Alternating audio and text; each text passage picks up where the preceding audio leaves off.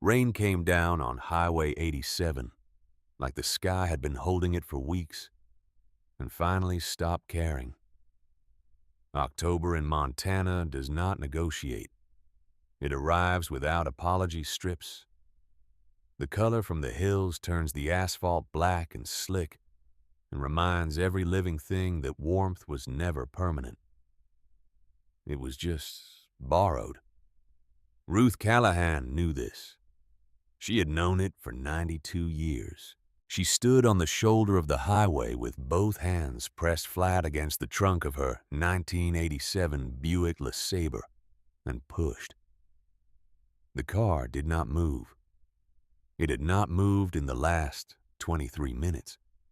It would not move in the next 23 either. The engine had died 2 miles back, with a sound like something giving up quietly, a grinding moan and then nothing. Just the hiss of rain and the passing roar of vehicles that did not slow down. She pushed anyway. Her fingers were numb. Not entirely from the cold, though the rain was close to freezing. They were numb from pressure from decades of gripping things that needed holding chalk. A husband's handpapers that needed grading at midnight. A telephone that rang too late on a Thursday in April 3 years ago, when a voice told her that Emily was gone. Her knuckles were swollen. Her joints ached in a way that had become so familiar it barely registered anymore. Liver spots marked the backs of her hands, like a map of everything time had taken from her. These were not the hands of a woman who had lived softly. They were the hands of a woman who had survived. She pushed harder. 18-wheelers blew past in both directions, throwing walls of water that soaked her coat. Her orthopedic shoes, the hem of her gray wool skirt. Every set of headlights that appeared on the horizon was a moment of possibility. Every set that passed without slowing was a confirmation of something Ruth had understood for a long time now. Nobody stops for anyone anymore. She had not waved, had not shouted, had not stuck out her thumb like she was asking for charity. She was not asking for charity. She was asking the car to move. There was a difference, and it mattered to her even standing ankle-deep in a roadside ditch in the rain at 9:30 at night, with no cell phone and no one expecting her home. Ruth Callahan did not own a cell phone. Her neighbors had been telling her to get one for years. She had been ignoring them for just as long. She had survived a house fire in 1987 that took everything except her spine, and she had rebuilt without a single piece of advice from anyone who had not been through one themselves. A cell phone was not going to be the thing that made her feel safe in a world that had never promised safety to begin with. She dug her heels into the wet gravel and pushed. Her heart was pounding harder than it should have been. She could feel it in her chest, too loud, too fast, knocking against her ribs like it was trying to get her attention. She ignored it. Ignored the ache spreading from her shoulders down her arms. Ignored the way the rain was running down her face and into the corners of her mouth and tasting like iron and cold. She had buried a husband. She had lost a daughter to pride, both her own and Emily's, 2 women too stubborn to reach across a silence that had lasted 30 years. She had stood at the edge of more graves than she could count, and walked back to the car afterward and driven herself home, and made a cup of tea and kept going. A broken-down Buick on a Montana highway was not going to be the thing that finished her. That was when she heard it, low at first. Beneath the rain, beneath the wind bending the pines at the edge of the road. A sound that did not belong to the storm. A rumble that started somewhere far back on the highway and grew louder with every second. Not like a single engine, but like many engines breathing together, a rolling thunder that had nothing to do with the sky. Ruth looked up. Headlights. Not the flat white beams of trucks and passenger cars, but the round single eyes of motorcycles. One, then two, then 10, then too many to count in the rain, and dark sweeping through the downpour in tight formation. 2 by 2, filling the approach lane in a disciplined line that stretched back further than she could see in the bad light. Black leather, rain-slicked chrome, the deep chest-felt growl of Harley engines dropping from road speed to an idle as the lead bike slowed. Hell's Angels. Ruth recognized the patches even in the rain. She had lived in Montana her whole life. She knew what the Death's Head patch meant to most people who drove past it on the highway. She also knew that she did not have the luxury of most people's reactions right now. Her first thought was not fear. It was something closer to irritation. The lead bike came to a full stop on the shoulder 20 feet ahead of her. Then the next one. Then all of them rolling to a halt one after another like a freight train applying brakes, until the roar dropped to a low, collective idle, and then to something close to silence. The only sounds left were the rain on the asphalt and Ruth's own breathing. The lad rider pulled off his helmet. Cole Hargrove was 58 years old. He had a streak of gray running through a dark beard that had not been trimmed in several weeks. His eyes were a flat, weathered gray, the color of old stone after a long winter. And they moved across the scene in front of him with the practiced efficiency of a man who had spent decades reading situations before they had a chance to read him. A scar ran from his left temple down toward his jaw, pale and deliberate, the kind that came from something fast and sharp and not entirely accidental. He looked at Ruth. She looked back. Neither of them moved for a moment.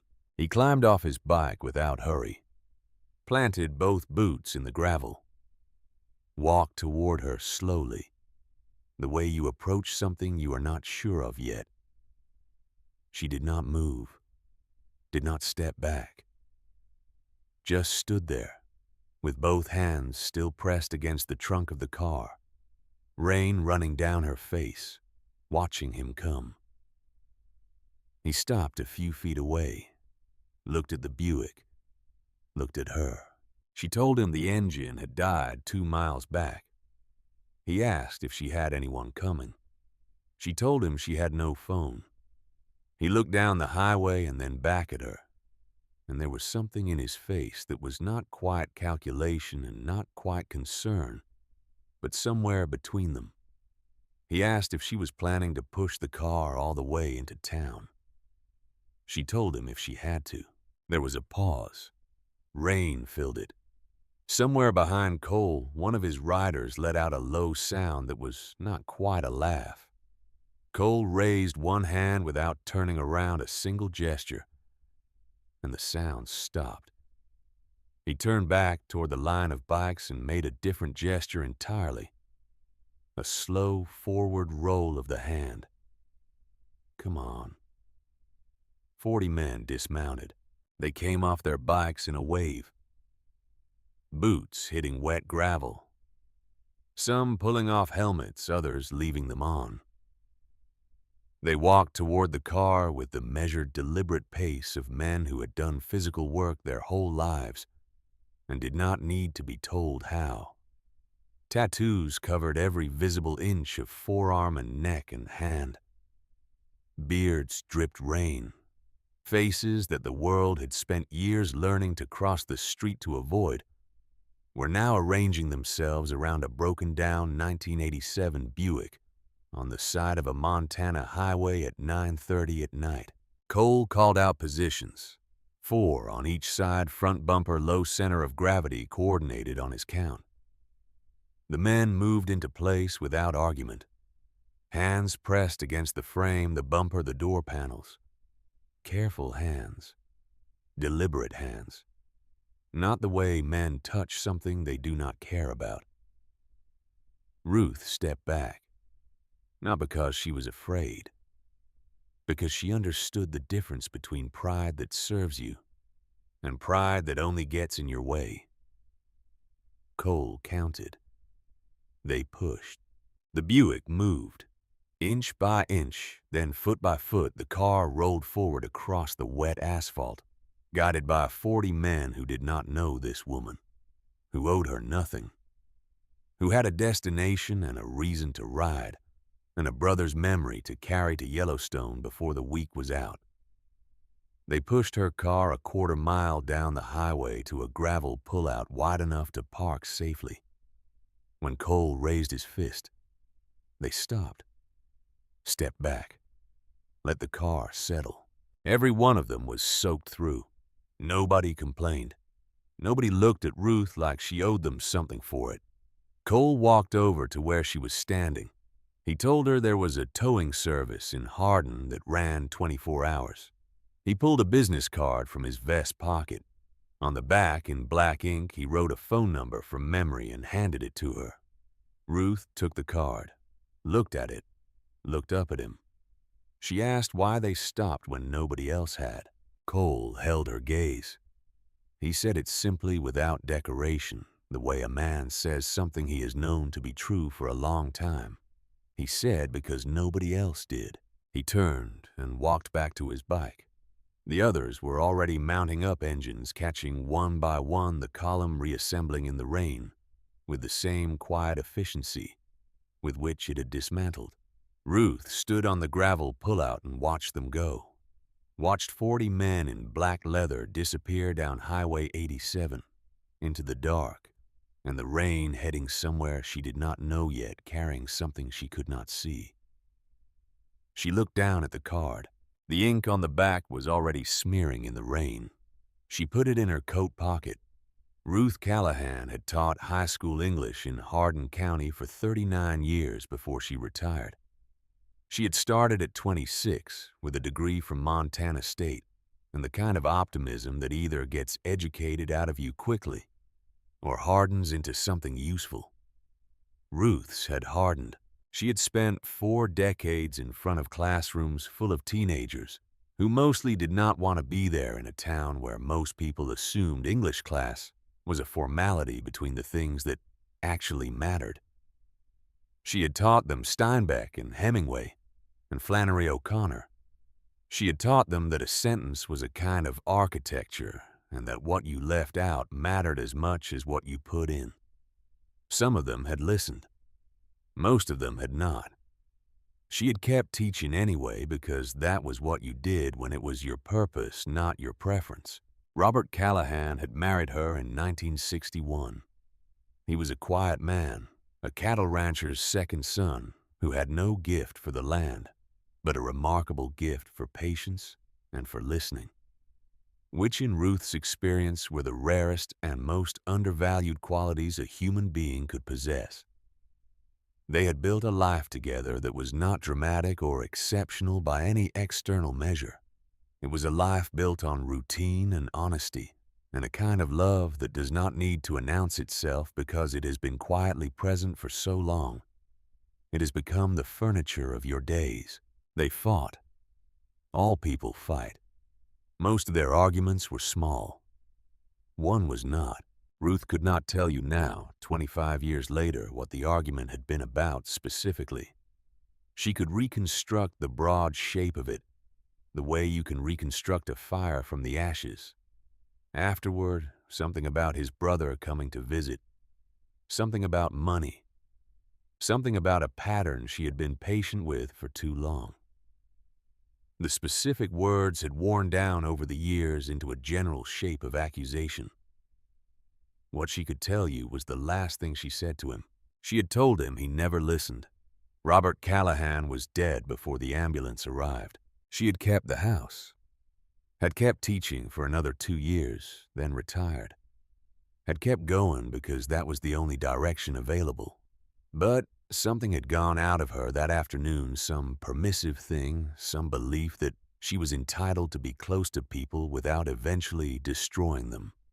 She had spent 25 years living at a careful arm's length from everyone, not out of coldness, but out of a kind of self-imposed exile that she told herself was wisdom. Emily had not spoken to her for the last 30 years of her life. Their estrangement had its own long architecture, too old and complicated to reduce to a single cause. But Ruth carried the weight of it as if it were hers alone to bear.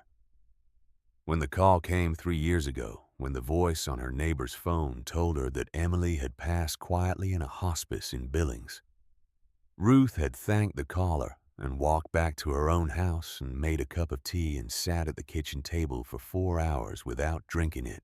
She had no cell phone because she had learned that being reachable did not mean being connected. She had pushed that Buick in the rain because stopping was not something she knew how to do. 2 days after the breakdown, she called the towing service from her neighbor's kitchen.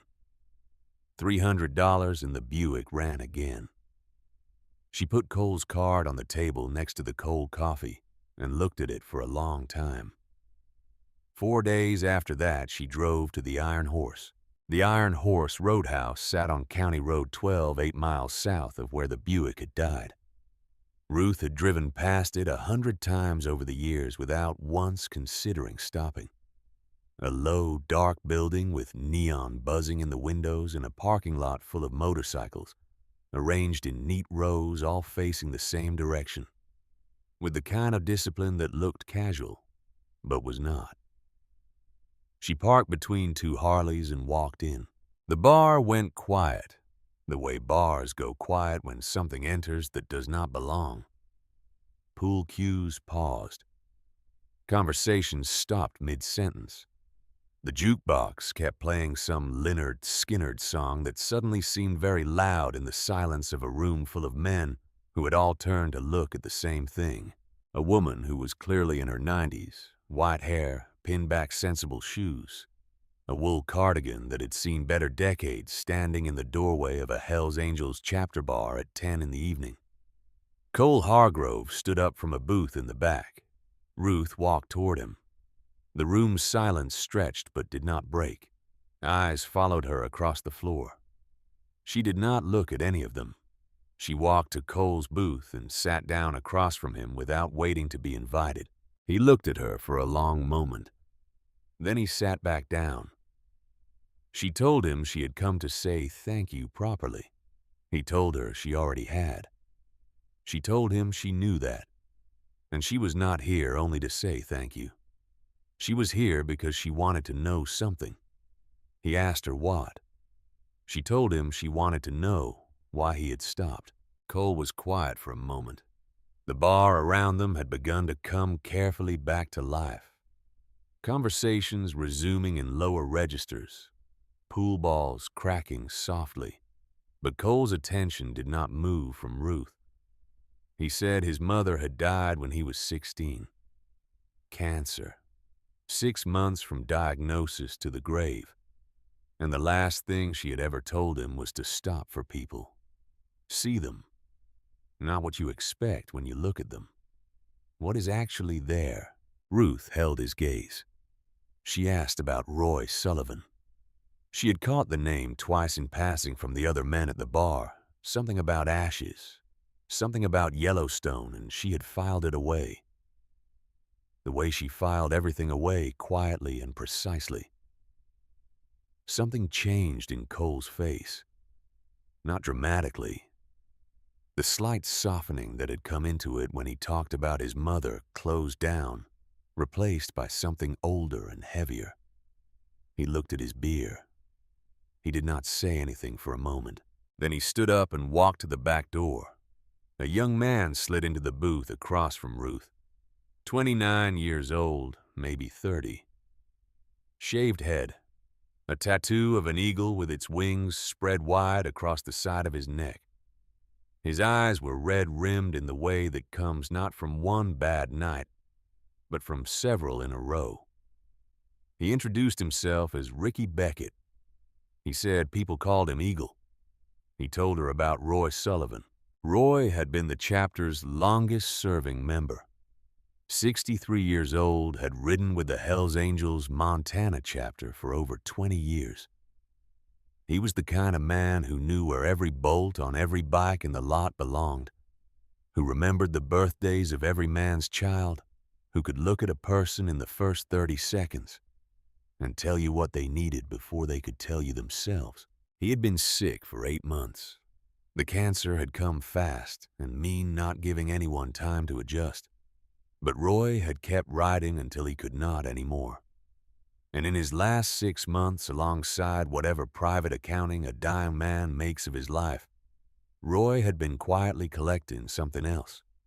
He had been collecting evidence. Evidence against Sheriff Leland Cross. Ricky's voice dropped when he said the name. Not from fear exactly, but from a caution that comes from living in a small county where the wrong man has been in the wrong position for a very long time. Cross had been sheriff of Hardin County for 20 years. A known figure, a church deacon, a regular presence at county commission meetings. A man photographed shaking hands with the kinds of people who got photographed shaking hands. He coached youth baseball in the summers. He showed up at funerals with the right expression on his face. He also, according to what Roy had spent the last 6 months of his life documenting, operated a protection racket that had been running quietly across 3 counties for at least 16 years. Business owners paid. Trucking companies paid. And the Hells Angels Montana chapter paid every month in cash without anyone outside the club knowing about it. Roy had started pulling at the thread, had collected receipts, names, dates, had a contact in the county recorder's office who had been passing him documents. 6 weeks before Roy died, he had started coughing blood. The doctors said it was the cancer advancing. Ricky said what he said quietly, not as an accusation, just as a fact. He had been turning over in his mind for 3 weeks. Maybe it was. Maybe it was not. Either way, Roy was gone, and the evidence he had collected was somewhere nobody could locate, and Cross was still sitting in his office on Main Street in Hardin, with that handshake smile and his name on the door. Ruth listened to all of it without interrupting. When Ricky finished, she asked one question. She asked if Cole had known what Roy was doing in those last 6 months. Ricky nodded. She asked if Cole had known about the payments to Cross. Another nod. Slower. She asked Ricky to tell her about Roy as a person, not the investigation. The man. Ricky talked for the next 40 minutes. And then 2 others came to the booth and talked, and then 2 more after them.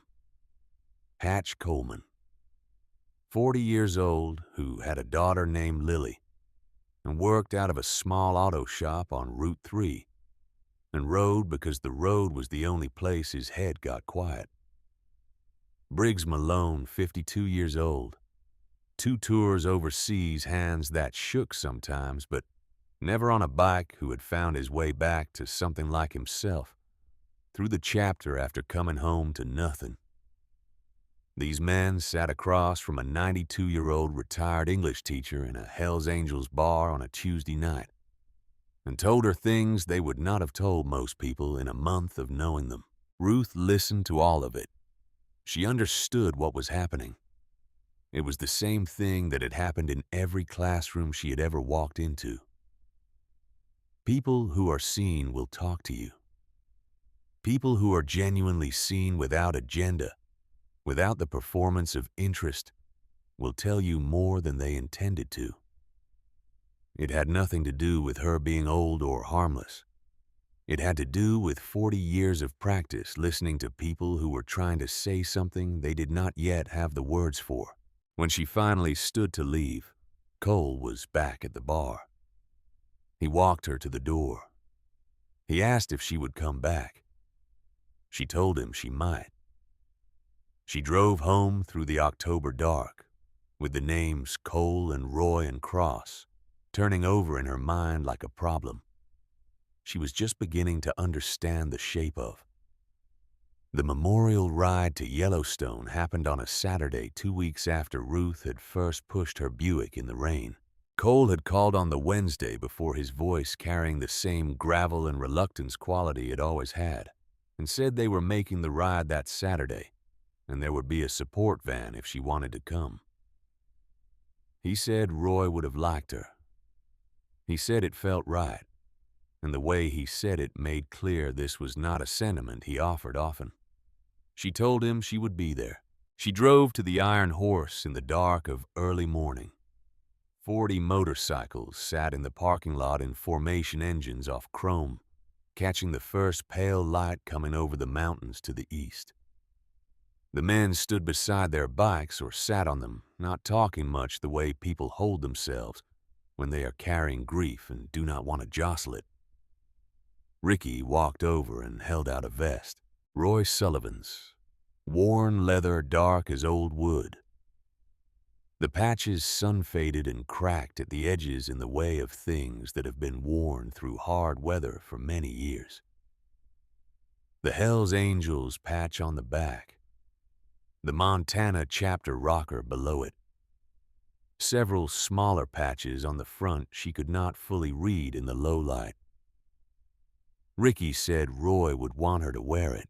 She held it for a moment, ran her fingers over the leather, felt the weight of it, which was not just the weight of the hide and the hardware, but the weight of more than 20 years of a man's life lived hard and honestly. She put it on. It fit as if it had been made for her, which it had not, which made the fact of it fitting feel like something beyond coincidence. They rode for 6 hours through country that God had apparently decided deserved to be spectacular. Mountains white at their peaks and dark green at their shoulders. Rivers running silver between the ridgelines. A sky so deeply blue in the October cold, it looked painted.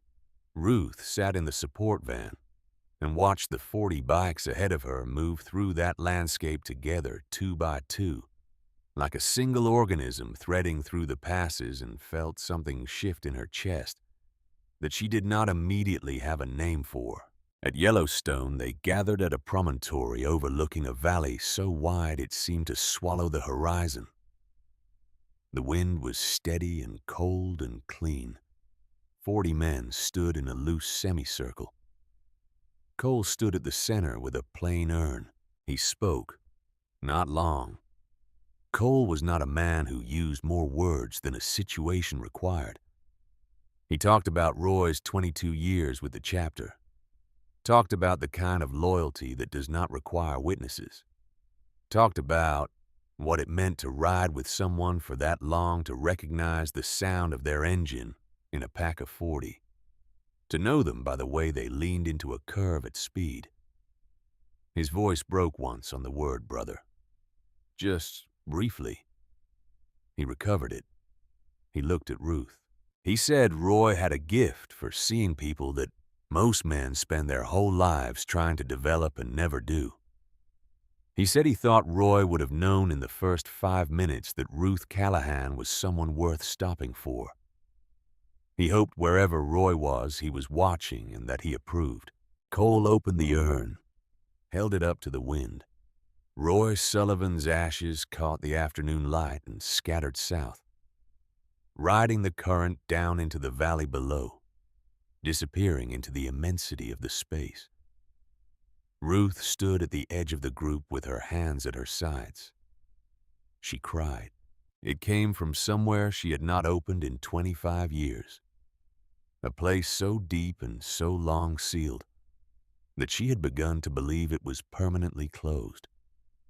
Not dramatic, not heaving.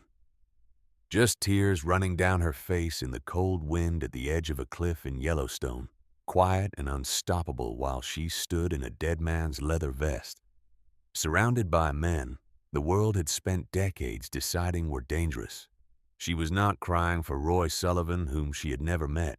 She was crying for Robert, for the feel of his hand in hers for 43 years, and for the last thing she had said to him before he fell. She was crying for Emily for 30 years of telephone calls not made and letters not sent. and a distance that had calcified from something that could have been crossed into something that could not. She was crying for 25 years of a life lived at careful arm's length from everything that might hurt her again. She was crying because it had not worked. The distance had not protected her. It had only made her lonely in a way that had no drama to it, just an emptiness that had become the furniture of her days, the way Robert's patience once had been. A hand settled on her shoulder, heavy and steady. She did not look up to see whose it was. She let it stay. On the ride back, as the afternoon light went gold over the mountains and the convoy pushed northeast, on the emptied highway, Ruth sat alone in the back of the van and went through her pockets for a tissue. She found the tissue. She also found something she had forgotten putting there. She had discovered it that morning while preparing the vest to wear. In the inner breast pocket, tucked into the lining, folded twice, worn soft at the creases. She had slipped it into her own coat pocket, meaning to examine it later. And then the morning had taken over. Now she unfolded it. It was a photograph, old by digital standards, but not ancient, printed on standard photo paper, the colors still vivid.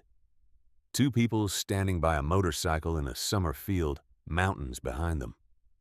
One was Roy Sullivan. She recognized him from the photos Cole had shared earlier, younger, but unmistakably the same man.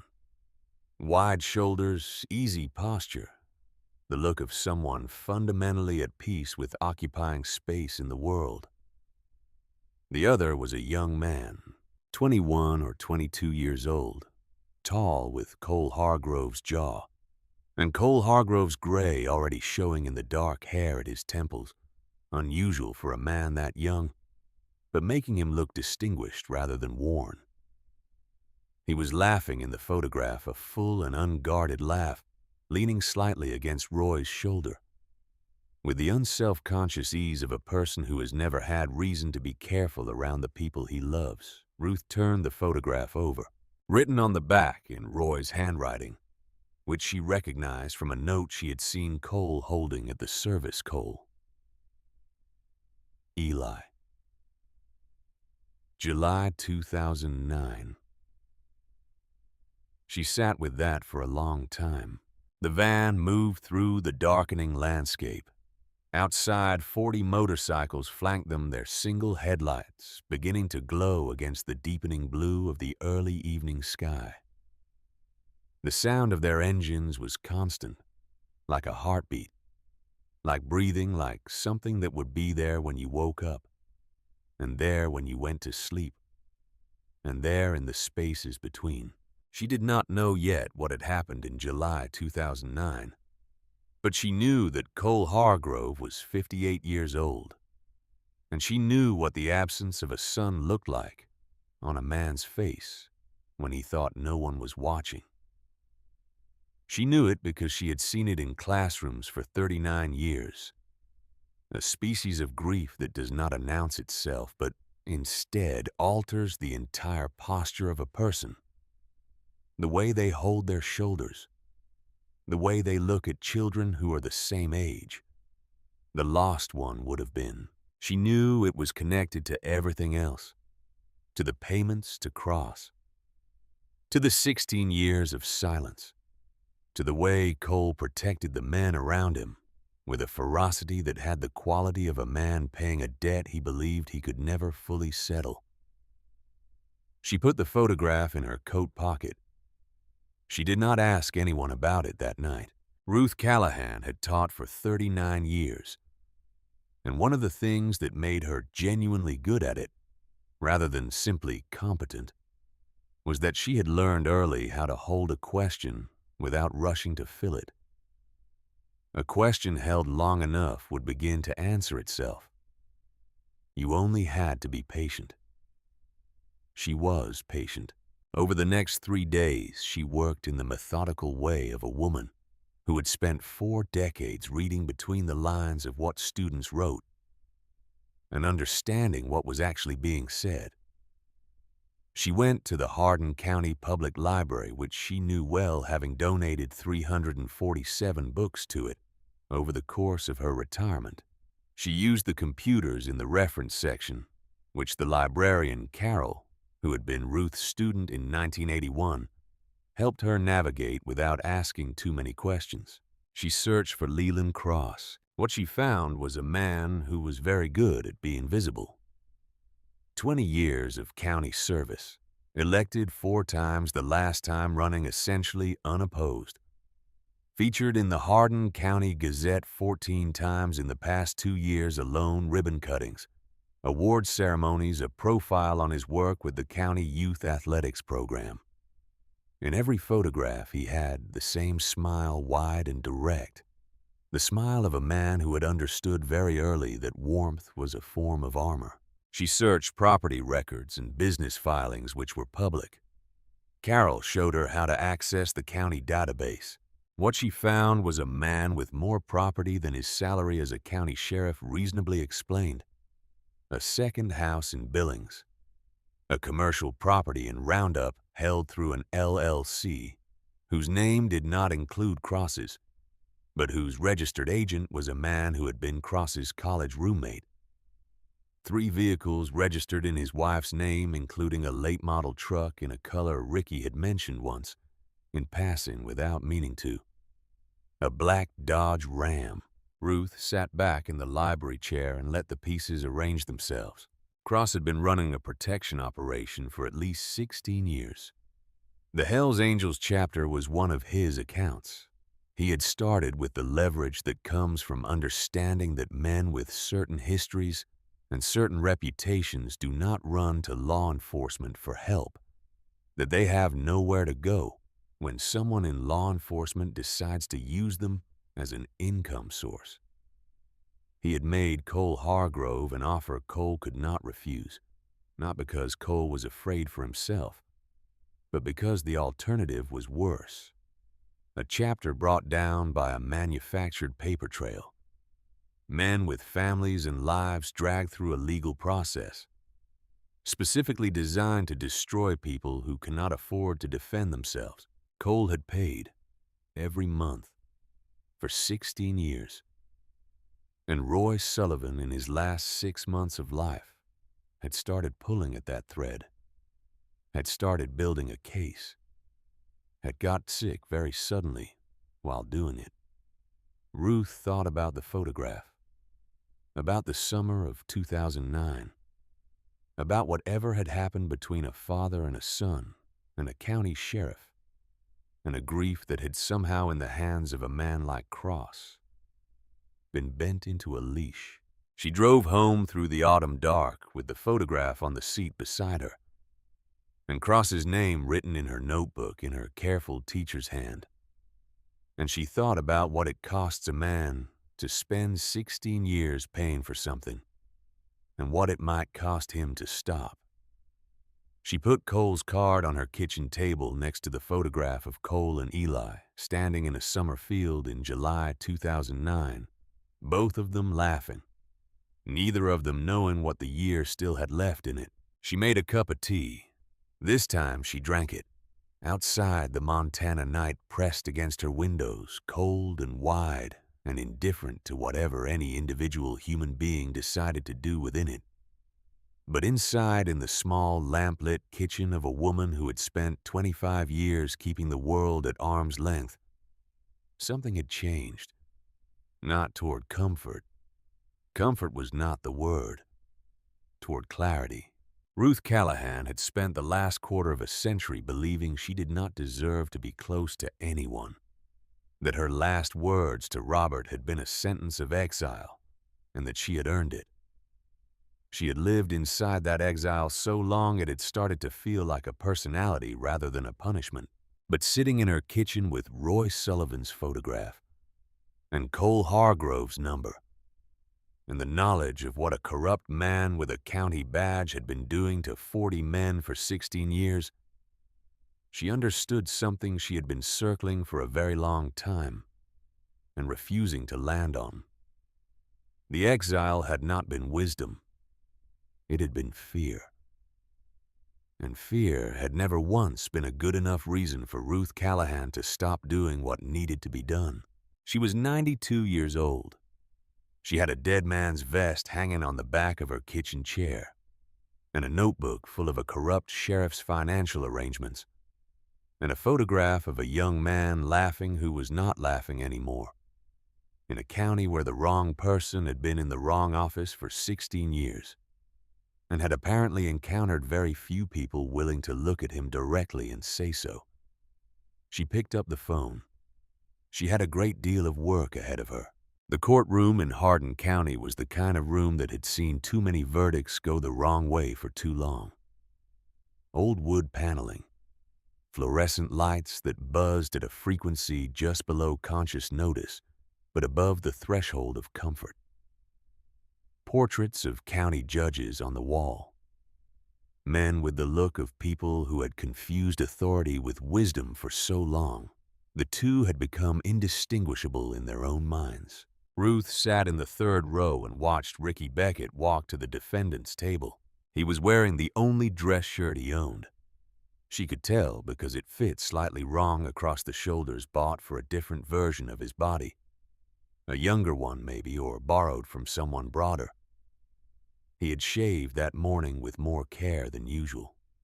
The eagle tattoo on his neck was visible above the collar.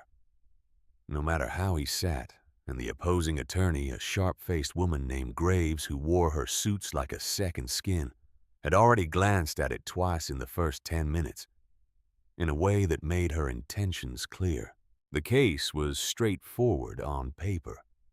Ricky Beckett, member of the Hells Angels Montana chapter, seeking partial custody of his son Marcus, age 6. His former partner had filed an objection citing the club affiliation, the lifestyle, the general argument that a man who rode with an outlaw motorcycle organization could not provide a stable environment for a child. It was not a new argument. It was not even a creative one.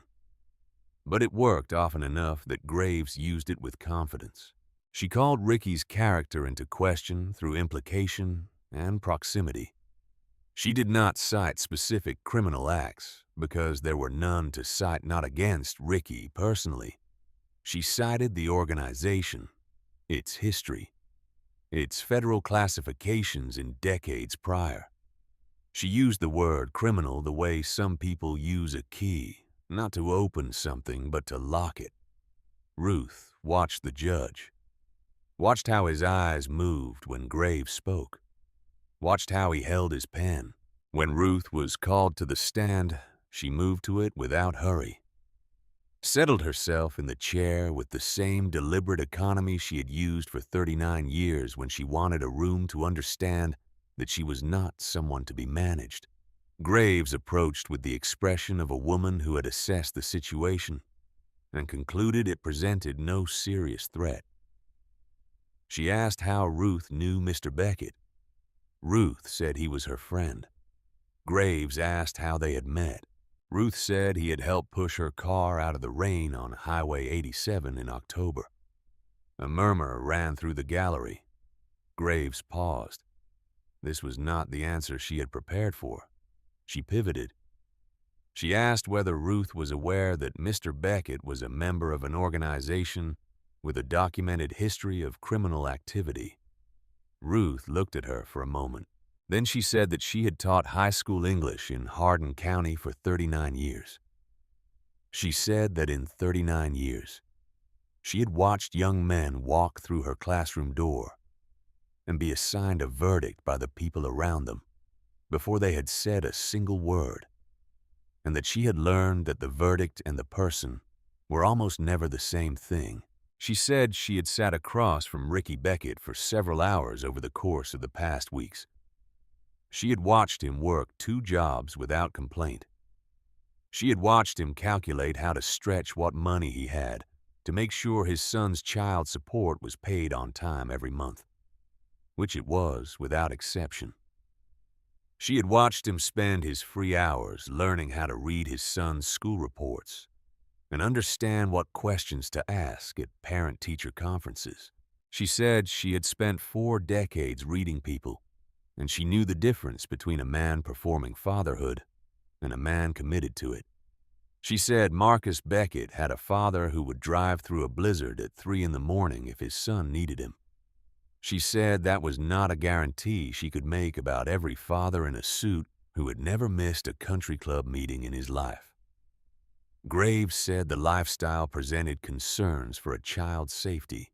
Ruth said she understood the concern. She also said that in her experience, the most dangerous thing in a child's life was usually not the thing that looked dangerous. It was the thing that looked safe. She said that in 25 years of reading the newspapers, the men who had done the most harm to the most children had worn clean shirts to church on Sundays. The courtroom was very quiet.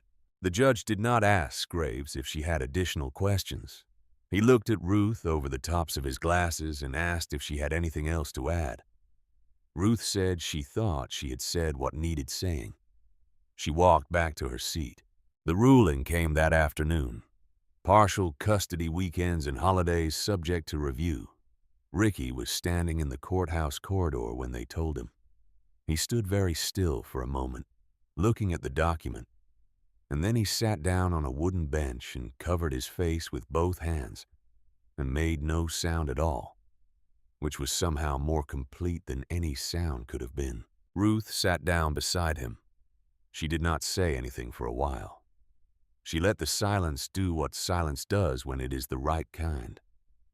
Eventually, Ricky looked up. His eyes were red. He said he did not know how to thank her. She told him to be present when he had his son. She said the rest would follow. 3 weeks later, Hatch Coleman did not come home. He had left the Chapter house at 9:45 on a Tuesday evening, heading back to his shop on Route 3, a 12-minute ride on a road he had traveled 5,000 times. At 10:17, he had sent Cole a text, 2 words and a license plate number. Then the line went dead. The call came to the Chapter house at 11:10, a highway patrol officer, not Holt. Someone Ruth had not met, informing Cole that a motorcyclist matching Hatch's description had been found on the shoulder of Route 3, approximately 4 miles from his shop. Vehicle collision. He was alive. He was en route to St. Vincent's in Billings. By the time Ruth got the call from Ricky, it was past midnight. She was dressed and in her car in 4 minutes. She drove to Billings through the dark Montana highway with her hands steady on the wheel and her mind doing what it always did when it was processing something serious.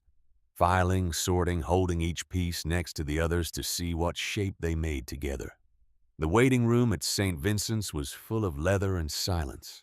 40 men in a hospital waiting room. Some sitting. Some standing at the walls. Nobody on their phones. Nobody doing anything except occupying the space with the specific stillness of men who did not know how to do nothing but had run out of things they were allowed to do. Cole was at the far end of the room when Ruth walked in. He looked up. His face was the kind of control that costs something. He told her what the doctors had said. Internal bleeding. A broken leg. Surgery had been ongoing for 3 hours. The truck had come from behind, accelerating no warning. Hatch had managed to dump the bike and take the impact partially on the shoulder, rather than the spine. That choice, made in a fraction of a second at 50 miles an hour, was almost certainly the reason he was in surgery rather than a morgue. Ruth asked about the text. Cole held up his phone. She read it. Black Dodge. Cross's man. She read it twice. Cole said Hatch had been carrying copies of documents he had helped Roy compile in the last months before he died. Financial records. Payment logs. Names. 3 months ago, Hatch had quietly made contact with someone in the county recorder's office who had been passing Roy information, and Hatch had been picking up where Roy left off. Cross had found out. Ruth did not say anything for a moment. She looked around the waiting room at the faces of the men who were sitting in plastic hospital chairs at midnight because their brother had been run off a road by a truck with no license plates. She asked Cole what he was going to do. He said he had already identified Dean Vickers. Cole said the name with the kind of quiet that has nothing peaceful in it. Vickers had been a chapter member 2 years earlier, until Hatch had caught him moving money out of the club's account in increments small enough to avoid notice, but large enough to matter. He had been voted out. He had not accepted it gracefully. And for 2 years he had been living on the edge of Cross's orbit, doing the kinds of jobs that a man does when he has run out of options and found someone willing to pay him for his worst qualities. Cole was going to find him. Ruth said his name. He looked at her. She did not argue with him about what was right. She had not survived 92 years by wasting her breath on arguments that would not land. Instead, she told him to take the long way. She told him she needed to make a phone call first. He said he was not waiting. She said she knew that. She told him all the same to take the long way. He left. Ruth called Travis Holt. She had met Holt twice since the night on Highway 87. He had stopped by the Iron Horse on 2 occasions during her early visits, always off duty, always careful, always with the slightly uncomfortable posture of a man navigating the gap between his professional identity and his private conscience.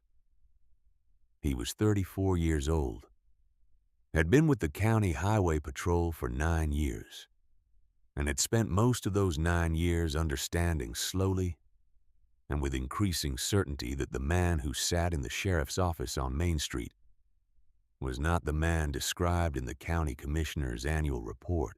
Ruth told him what the text said. She told him what Cole was going to do. She told him Vickers' address, which Ricky had given her 20 minutes earlier, in a low voice that made clear he knew exactly what information he was handing over, and had decided to hand it over anyway. She told Holt that if he arrived at that address before Cole did something that could not be undone, there was a possibility of getting Vickers' cooperation on something much larger than an assault charge. Holt asked her how she knew Vickers' address. She told him that was not the important question right now.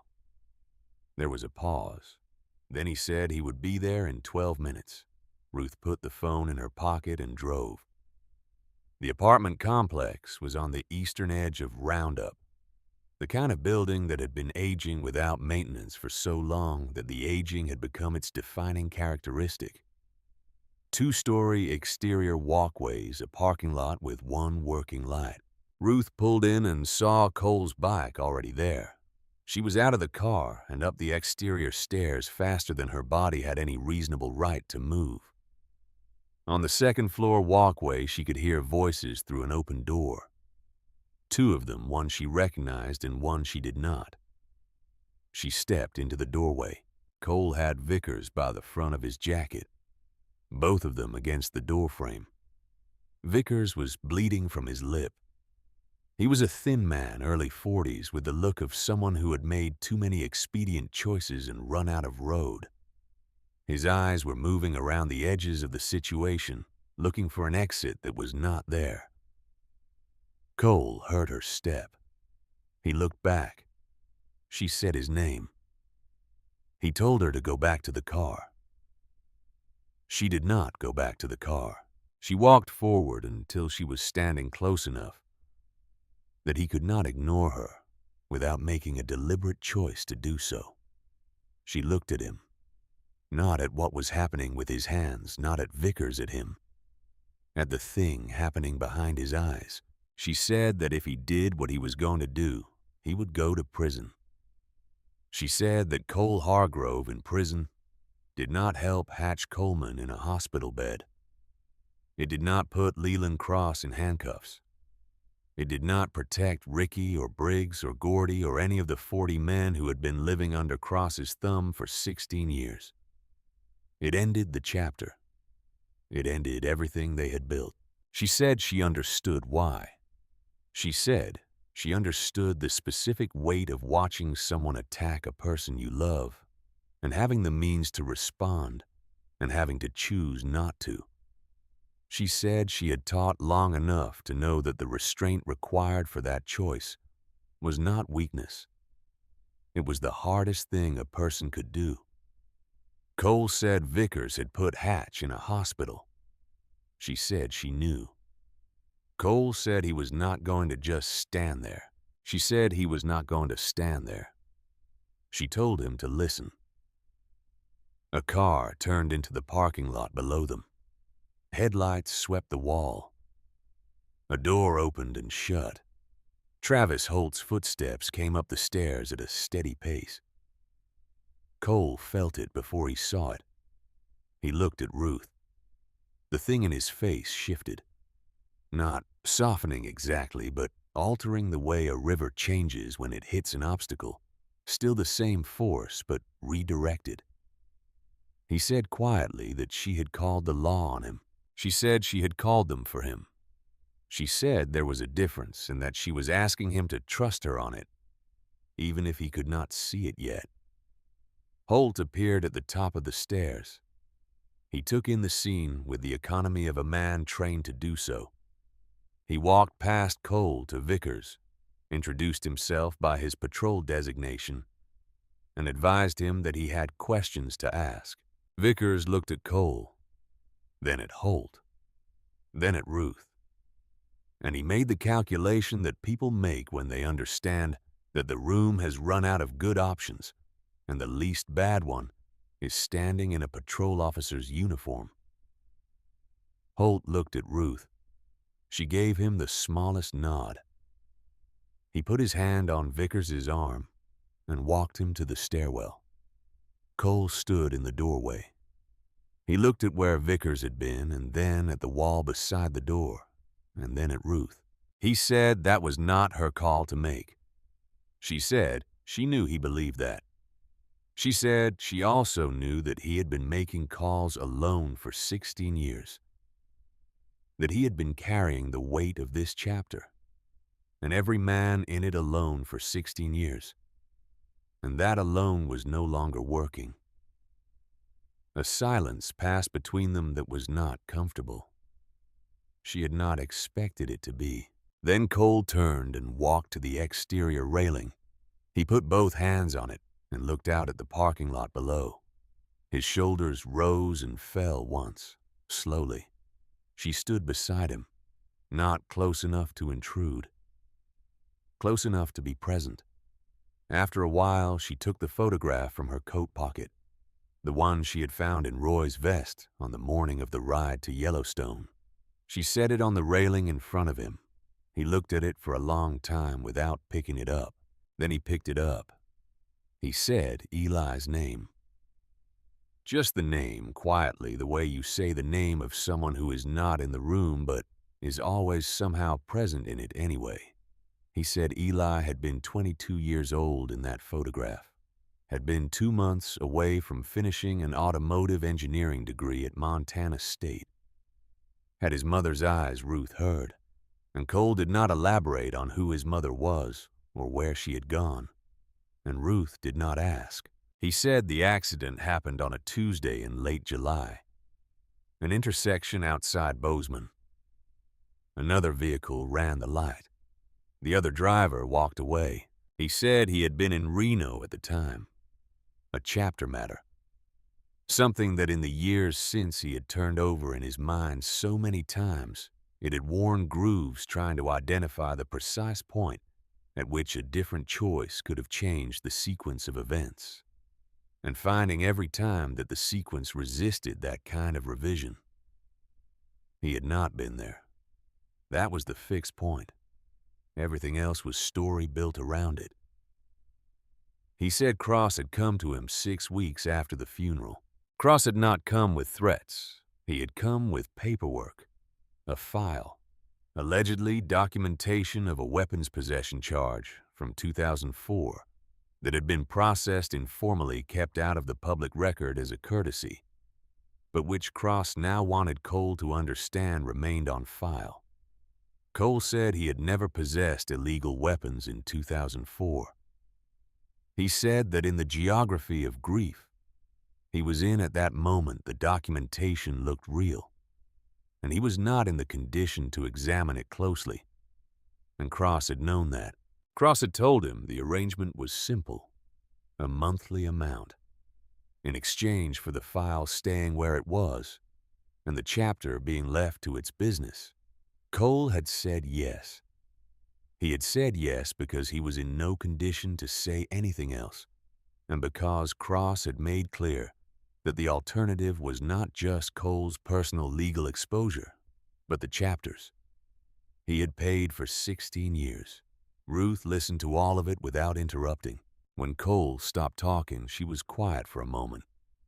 Then she told him that the file was almost certainly fabricated. She told him what she had found in the county records database at the library. She told him about the property, the LLC, the truck. She told him what she believed Roy had been building a case for in his last 6 months. Cole looked at her. She told him she thought Cross had been running the same operation on a dozen different accounts across 3 counties for 16 years. She told him she thought Roy had gotten close enough to provoke a response. She told him she did not think Roy's illness had been accelerated.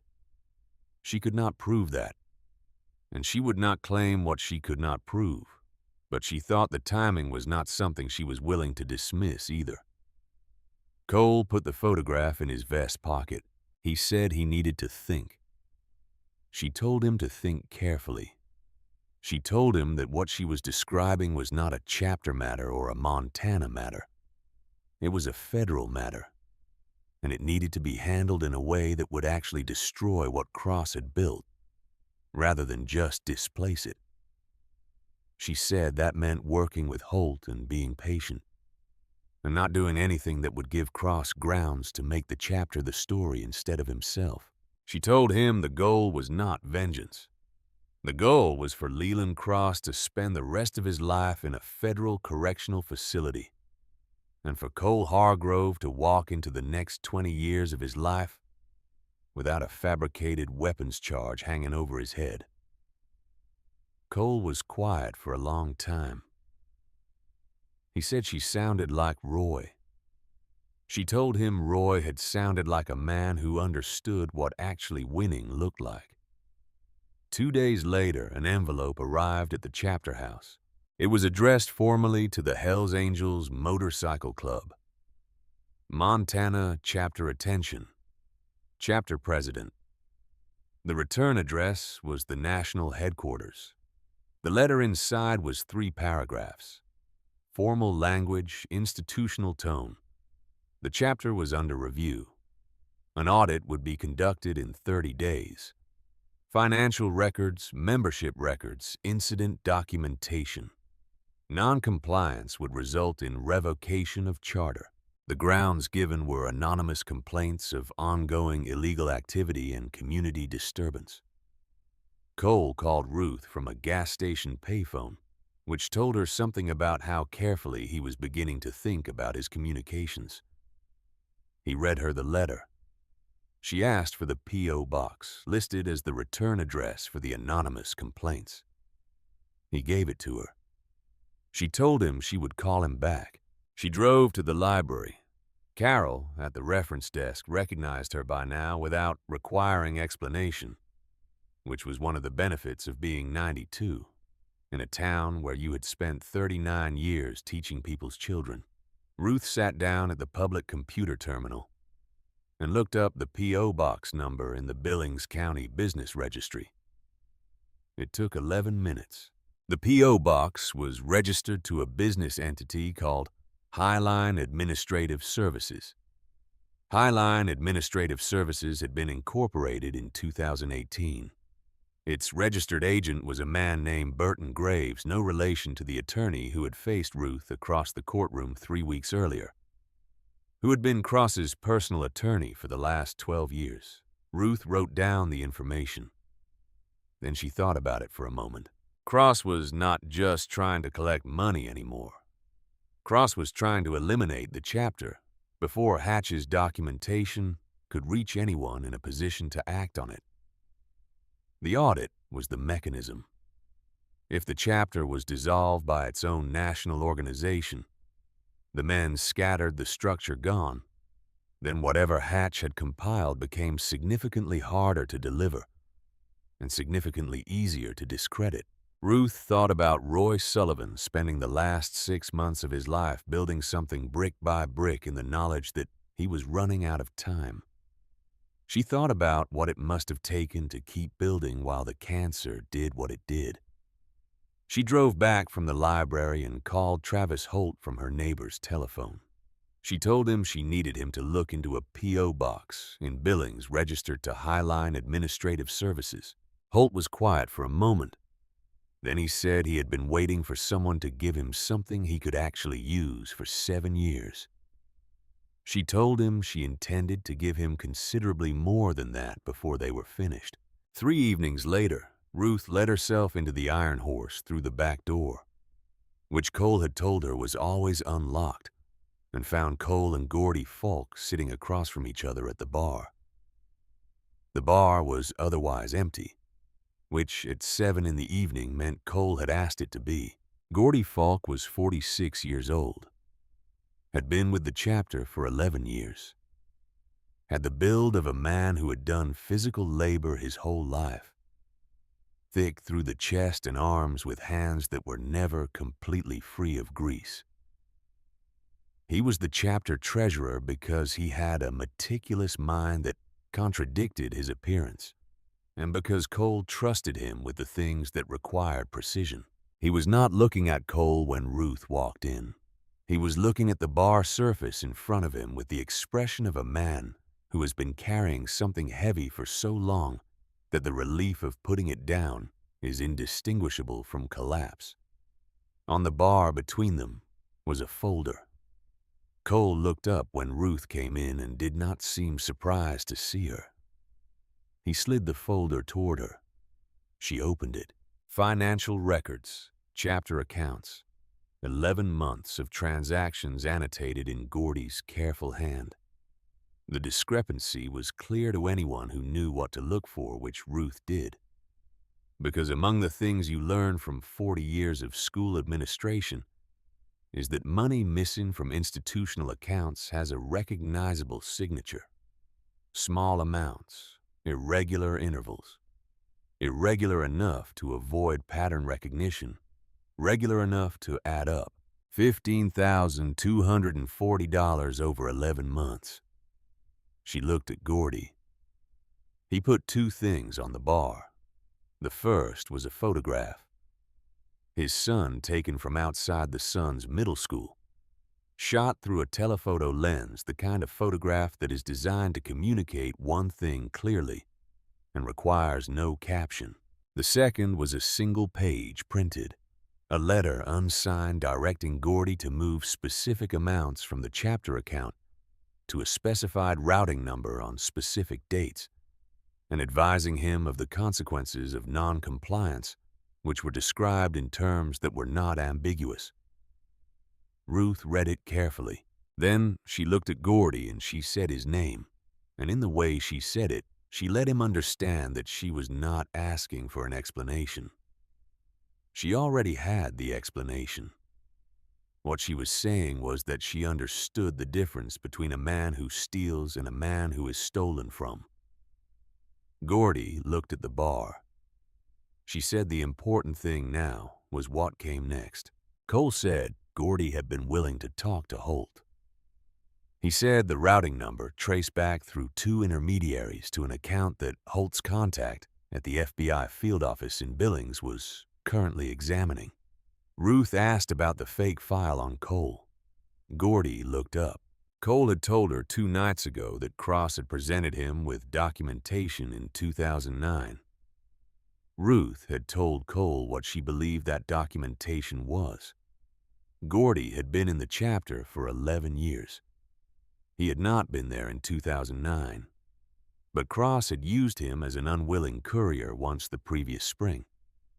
and in that capacity Gordy had seen certain documents that Cross had shown him as demonstration of his leverage.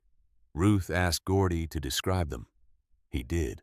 The weapons possession documentation that Cross had shown Cole in the weeks after Eli's funeral. Gordy had seen a copy. He had not understood at the time what he was looking at, had not known about the original leverage arrangement, had only known that Cross was the kind of man who kept receipts. But he had a memory, like a ledger, and he could describe in careful detail what the documents had looked like. The formatting, the signature blocks, the case numbers in the header. Ruth wrote all of it down. She had spent enough years reading student essays to know the difference between authentic documentation and documentation assembled to resemble the authentic. The case number format Gordy described was wrong for 2004. She had looked up Montana state case numbering conventions the previous day at the library because she had suspected she would need to know them. The format Cross had used in his fabricated file had been introduced in 2007. He had not even been careful about it. He had not needed to be. Cole in 2009 had been in no condition to notice. Ruth closed the folder. She sat with it for a moment. She looked at Gordy, who had not raised his eyes from the bar surface since he finished describing what he had seen. She looked at Cole, who was watching her with the expression of a man waiting for a verdict he has already accepted. She told them both that Cross had made the same mistake every bully she had encountered in 39 years of teaching had eventually made. He had assumed that the people he was controlling were too ashamed or too afraid to talk to each other. She told Gordy she needed him to hear her clearly before she went on. She told him that what Cross had done to him was not a moral failure on his part. It was a predator using the oldest available tool, which was a father's love for his son. She told him she understood why he had done what he did, and she intended to make sure every person who needed to understand that also understood it. Gordy looked up. He said nothing. He nodded once. Cole said the routing numbers were being traced. He said the evidence was building. Then he stopped. Ruth was opening her purse. Cole said her name. She did not look up. She took out her checkbook. It was old, the cover worn soft at the corners, belonging to a woman who had been managing her own affairs for 60 years without assistance and intended to keep doing so. She uncapped her pen. The amount was $15,240. She wrote it in the careful hand she had used for 39 years of gradebooks and correspondence and every important document she had ever been responsible for. She did not hesitate over the number. She had known what she was going to do since the moment Gordy had told her why. She tore the check out. She set it on the bar in front of Cole. He looked at it. He looked at her. She told him it was not a loan. She told him she was 92 years old and that money had been sitting in an account since Robert died because she had not had anyone to spend it on. She told him she had someone to spend it on now. She told him this family did not dissolve over money and that this was her portion of making sure it did not. Cole picked up the check. He held it between two fingers as if testing its weight. He said they would pay her back. She told him not to insult her. He looked at the check for another moment. Then he folded it once carefully and put it in his vest pocket next to where Roy's photograph had lived for 15 years. Gordy was looking at his hands. He said her name, just her name, the way you say the name of someone who has done something for you that exists outside the ordinary categories of debt and repayment. She heard it and understood it and let it land. She told Cole that the file Cross had held over him for 16 years was a forgery. She walked him through the case number formatting clearly, and without embellishment because he deserved to hear it clearly. Cole stood very still on the other side of the bar. She watched the information move through him. He put both hands flat on the bar. He looked at them. He said Eli's name, just the name. The weight of it unchanged, but the context around it entirely different now, like a room lit from a different angle that shows you shapes that were always present but invisible. He did not make a sound, but his shoulders moved in a way she recognized the small, involuntary movement of a man who has spent a very long time holding something and has just been told he is allowed to put it down. She had seen it twice in 39 years of teaching, and both times it had been from men who had believed for a long time that they deserved what they were carrying. She reached across the bar and put her hand over his. She left it there until he looked up. His eyes were wet. He did not look away from her. He said 16 years. She said she knew. He said Roy had known. Roy had been pulling at this thread not just for the chapter, but for Cole specifically, because Roy had known about Eli and about 2009 and had believed what Ruth now had the documentation to prove. Roy had spent his last 6 months trying to give Cole back something that had been taken from him by a man with a badge and a fabricated file. Ruth said Roy had sounded like a man who understood what mattered. Cole pressed his lips together. He nodded once, a single deliberate motion, the way a person nods when there are no words available that are adequate to the moment. She told him that what they were going to do next had to be done correctly, through channels Cross could not control. She told him the goal was not vengeance. The goal was for Leland Cross to spend the rest of his natural life in a federal correctional facility, and for Cole Hargrove to walk into every year after this one without a fabricated file defining what he was allowed to be. Cole said it meant trusting people outside the chapter. She said yes. He said the chapter did not do that. She said the chapter had been paying for 16 years because it had not done that. A silence settled. Gordy looked at the bar. The fluorescent light above them hummed. Then Cole said her name, Ruth. Not ma'am, not the woman, not the polite designation he had used in the first weeks. Just her name. The way you use someone's name when you have decided they are something specific to you. He said he needed to know whether she understood what she was stepping into.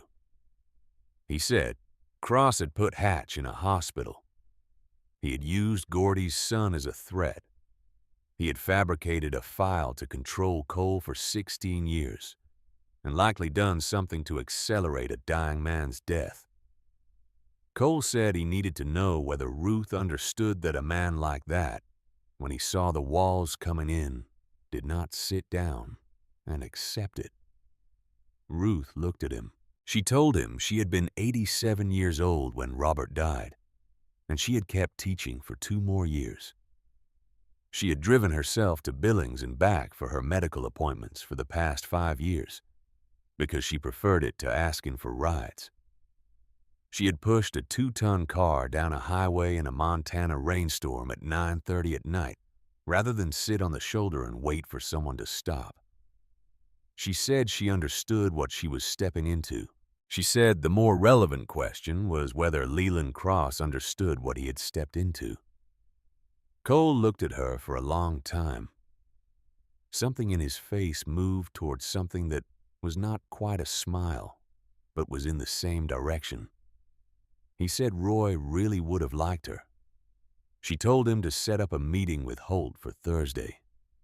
She stood up, buttoned her coat, and picked up her notebook. She told Gordy to go home and stay near his son for the next 2 weeks.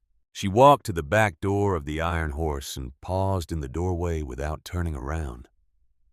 She told Cole that what he was feeling was not surrender. She said she understood why it felt like surrender, handing the mechanism of justice over to institutions that had failed them before. She said she understood why that felt like the wrong direction, but she said Justice built on solid ground outlasts justice built on rage.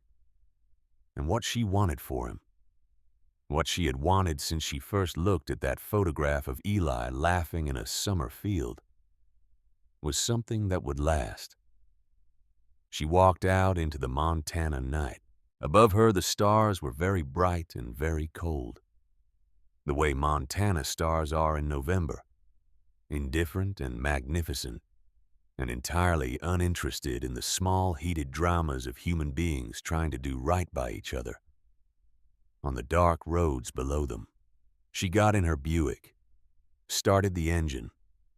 The heater came on slowly the way it always did. She thought about Cole sitting in that bar, with the check in his vest pocket, and 16 years of a fabricated debt about to be unwound. She thought about Gordy going home to a son he had been protecting in the only way he could see. She thought about Hatch in a hospital bed, recovering with the same dogged persistence that seemed to characterize every man in that chapter. She thought about Roy Sullivan, who had spent his last 6 months building something he knew he might not live to see. Completed pulling at threads with hands that were getting weaker every week, because it was the right thing to do, and because the right thing does not wait for a convenient time. She pulled out of the Iron Horse parking lot and headed home through the dark. Thursday, she thought, one step at a time. She had been doing this her entire life. Thursday came cold and clear, the kind of Montana morning that looks beautiful from inside a warm building and does not apologize for what it cost you outside one. Ruth sat at her kitchen table at 5:30 in the morning with her notebook open and a cup of tea going cold beside her. She had been awake since 4, not from anxiety. Anxiety was not something she had much patience for at this stage of her life, but from the alertness that comes when a problem you have been examining from multiple angles finally shows you its complete shape. She could see the complete shape now. She went through it methodically, the way she had always gone through a complex problem, the way she had taught her students to go through an essay argument before committing it to the page. You did not begin with your conclusion and work backward. You began with what you could demonstrate and built forward from there. You did not claim more than the evidence supported. You did not claim less either. What she could demonstrate 16 years of payments from the Hells Angels Montana chapter to a routing number that traced back through 2 corporate shells to an account controlled by Leland Cross. Gordy Falk's signed statement detailing the extortion mechanism and the photograph of his son used as leverage. The forged 2004 weapons file provably fabricated using case number formatting that had not existed until 2007. The P.O. box registered to Cross's attorney used to file anonymous complaints with the National Hells Angels organization. The financial records Roy Sullivan had compiled in the last 6 months of his life now in Travis Holt's possession, documenting the broader protection operation across 3 counties. What she could not demonstrate but believed that Roy's illness had been accelerated. That Cross had known about Roy's investigation and had taken steps to end it. She would not put that in front of any one official. She would think about it privately as she already had, and she would let the people whose job it was to investigate such things arrive at their own conclusions when the rest of the case opened the door. What needed to happen next, Cross needed to understand, before anything else moved, that the walls were already built, that what was coming was not a threat or a negotiation. It was a statement of fact about the next chapter of his life, and the only variable remaining was how much of the institutional damage of a long public trial he chose to inflict on the county he had spent 20 years pretending to serve. Ruth believed in going to the source. She had believed in this her entire career. When a student was causing problems, you did not manage the problem through intermediaries and institutional processes. if you could sit across a desk from the student and establish clearly and without theater what the situation actually was. Intermediaries introduced variables. Institutional processes took time. A direct conversation conducted with precision and without emotion accomplished in minutes what systems sometimes took years to achieve. She was going to Cross's office. Cole had told her this was not something she should do alone. She had told him that was noted. She had not told him when she was going. The Hardin County Sheriff's Office occupied a brick building on Main Street that had been built in 1962 and renovated in 1994, and had the look of a place where both renovations had been done on the lowest acceptable budget. The American flag out front was sun-bleached. The parking lot had 2 marked county vehicles and a black truck that Ruth recognized from the registration records she had looked up at the library. She parked her Buick directly in front of the main entrance. She took her notebook and her folder, and she walked inside. The deputy at the front desk was young, early 20s, with the look of someone who was not very far into understanding what kind of institution he had signed on with. He asked if he could help her. She told him she was there to see Sheriff Cross. He asked if she had an appointment. She told him she did not. He picked up the phone. He told someone on the other end that there was a woman here to see the sheriff, elderly, no appointment. He listened. He told Ruth the sheriff had a few minutes between meetings and would see her shortly. She sat down in the waiting area and looked at the framed photographs on the wall. Cross at a county fair. Cross with the governor. Cross presenting a check to a local youth sports organization, smile wide and direct, perfectly calibrated. She studied the smile the way she had studied the faces of students who were telling her something was fine when it was not. The smile was good. It was practiced. It had been performing its function for a long time. The deputy showed her down a corridor to a corner office. Cross stood up when she entered. He was 61 years old, broad through the chest, with close-cropped gray hair, and the kind of tan that comes from outdoor events rather than outdoor work. His handshake, which he offered automatically, was firm and dry and lasted exactly the right number of seconds. He gestured to the chair across from his desk with the ease of a man entirely comfortable in this room. He asked how he could help her. Ruth set her folder on the desk. She told him her name. She told him she had taught high school English in Hardin County for 39 years. She told him she was 92 years old, and she wanted to be respectful of both their time, so she was going to tell him directly what she was there for. She opened the folder. She walked him through it, not quickly, not slowly. With the even, measured pace of a woman who had spent 4 decades presenting evidence to audiences who needed to understand it, not be impressed by it. The payment logs, the routing numbers, the corporate shell structure, the forged case file and the formatting anachronism that proved it.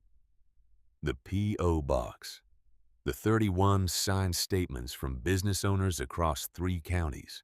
Cross's expression did not change dramatically. He was too experienced for dramatic changes of expression.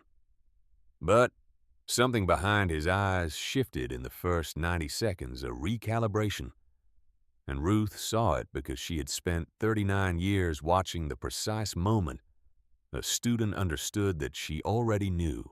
She told him that the complete file, including Gordy Falk's signed statement and the original documents Roy Sullivan had compiled, was currently in the hands of a contact at the FBI field office in Billings. She told him that Travis Holt had been building his own parallel documentation for 7 years and had been waiting for a predicate sufficient to justify federal referral. She told him the predicate was now sufficient. She told him she was not there to offer him a deal. That was not her function, and she had no interest in it. She was there to give him the courtesy of knowing what was coming before it arrived, which was more courtesy than he had extended to any of the people he had spent 16 years using as an income source. Cross leaned back in his chair. He looked at her for a long moment. He said she was a 92-year-old schoolteacher. He asked with the condescension of a man who had never once had his assessment of a situation corrected by someone who looked like Ruth, what exactly she thought she was going to accomplish. She closed the folder. She looked at him. She told him she had taught English for 40 years. She told him she knew when a man used big words to hide small courage. She told him she had seen the same look on his face that she had seen on students who had been caught and were deciding whether to spend the next 10 minutes arguing about it or accept the situation with whatever dignity they had remaining. She told him he had 48 hours to decide how this ended. She picked up the folder. She stood. She buttoned her coat.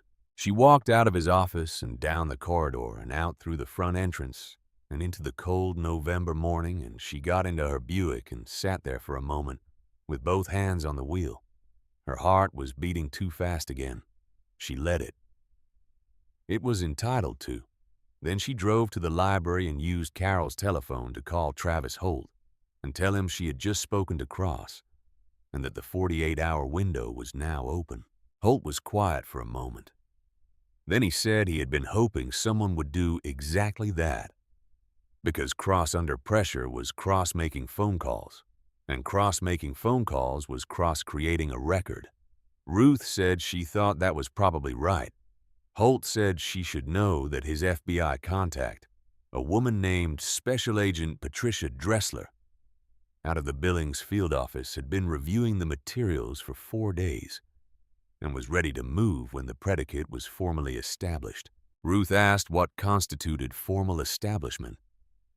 Holt said one more thing, one more piece of documented contact between Cross and anyone involved in the operation. She told him she thought 48 hours would be sufficient. Cross made 3 phone calls in the 6 hours following Ruth's visit. Holt had not been speculating about the record. The first call was to his attorney.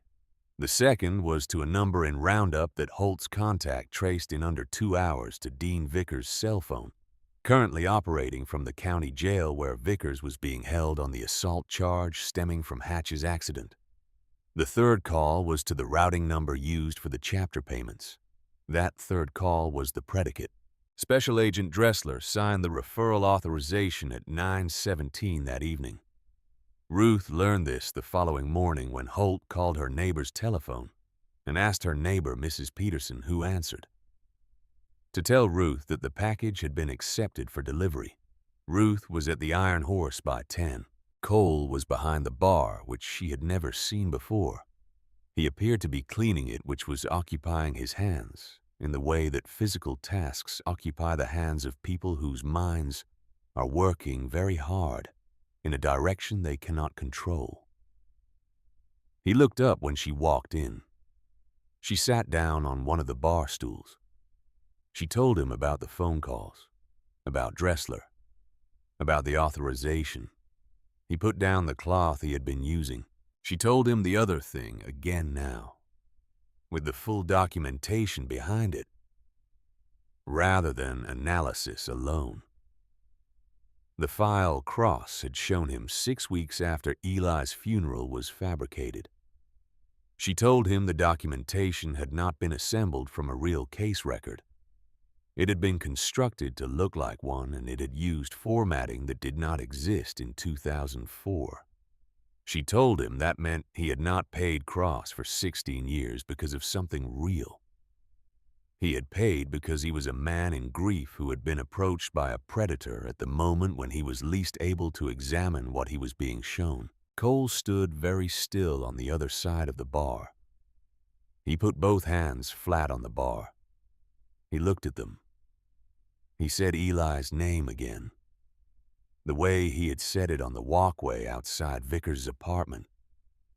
Just the name. the weight of it unchanged, but the context around it completely different now, like a room that has been lit from a different angle and shows you shapes that were always there but invisible. She did not say anything. He did not make a sound. But his shoulders moved in that way she recognized the small involuntary movement of a man who has spent a very long time holding something and has just been told he is allowed to put it down. She reached across the bar and put her hand over his. She left it there. After a while, he looked up. His eyes were wet. He did not look away from her. He said 16 years. She said she knew. He said Roy had known. Roy had been pulling at this thread not just for the chapter, but for Cole specifically, because Roy had known about Eli and about 2009 and had believed what Ruth now had the documentation to prove. Roy had spent his last 6 months trying to give Cole back something that had been taken from him by a man with a badge and a fabricated file. Ruth said Roy had sounded like a man who understood what mattered. Cole pressed his lips together. He nodded once, a single deliberate motion. The way a person nods when there are no words available that are adequate to the moment. The audit happened on a Thursday, 18 days after Ruth's visit to Cross's office. 3 men arrived from national headquarters in a rental car. They wore suits which, in the Iron Horse, created the visual incongruity of people who had dressed for a different room. They carried clipboards and laptops and the institutional manner of men who had been given an assignment and intended to complete it efficiently. They went through the accounts for 4 hours. Ruth sat at the bar with Cole and said nothing during this portion because numbers spoke more clearly than she could, and the numbers were correct. She had made sure of that herself. Going through every line item with Gordy over the previous 2 weeks, not to conceal anything, but to ensure that everything was presented in a form that could be understood quickly and without ambiguity. The discrepancy representing Gordy's extracted funds was documented, contextualized by his signed statement regarding the extortion, and accompanied by Ruth's written analysis demonstrating the forgery of the leverage document used against him. She had written it in the plain, declarative style she had used for 4 decades to explain complex things to people who needed to understand them. The lead auditor, a man named Harwell, read the analysis twice. He looked at the case number documentation. He looked at Ruth. She told him her name. She told him she had taught English for 39 years and had spent the past several weeks examining documents pertaining to the activities of Sheriff Leland Cross of Hardin County, Montana. She told him the anonymous complaints filed with the national organization originated from a P.O. box registered to Cross's personal attorney, and she placed in front of Harwell the county business registry documentation establishing that fact. Harwell looked at the document. He looked at the P.O. box number on the complaint letter he had brought with him. He looked at the number on the registry document. They were the same. Ruth told him that Cross had been operating a protection racket across 3 counties for 16 years. She told him the Hells Angels Montana chapter had been one of his accounts, and that Cross had filed the complaints in an attempt to dissolve the chapter before federal investigators could use its members as witnesses. She told him that as of 48 hours ago, Cross was the subject of a federal investigation being conducted by Special Agent Patricia Dressler of the FBI Billings Field Office, and that Harwell was welcome to contact Agent Dressler directly to confirm this. She slid a piece of paper across the bar with Dressler's office number written on it in Ruth's careful teacher's hand. Harwell looked at it. He looked at his 2 colleagues. He picked up his phone. The call lasted 7 minutes. Ruth drank her coffee. Cole sat beside her without moving. When Harwell came back, he said the charter review was suspended pending the outcome of the federal investigation. He said the national organization would be in contact. He said that in his 14 years conducting chapter audits, he had not encountered a situation quite like this one. He said it to the room in general, but he was looking at Ruth when he said it. She told him she supposed that was something. The auditors packed their laptops and their clipboards and left. The following morning, Leland Cross was arrested at his home by Special Agent Dressler and 2 FBI agents. The arrest was not dramatic in the way that arrests on television are dramatic. It was quiet and procedural. 2 cars in the driveway at 7 in the morning. Cross coming to the door in a bathrobe, the agents with their credentials and their paperwork. The neighbors saw it. By 9 o'clock, people in Hardin were talking about it. By noon, it was the only thing anyone was talking about. The local paper ran a photograph of his office building with the door closed and a statement from the county commission confirming that a deputy had been appointed as interim sheriff pending the resolution of federal proceedings. Ruth read the article at her kitchen table with her morning coffee. She read it carefully. She put it down. She looked out the window at the November light coming across the fields. She thought about Roy Sullivan reading the end of this story from wherever Roy Sullivan was. She thought it would have satisfied him. She thought the satisfaction would not have been about vengeance, because Roy had not struck her as a man whose primary appetite was vengeance. It would have been about the structural correction, about the thing being put right in a way that would hold. She picked up her coffee and finished it.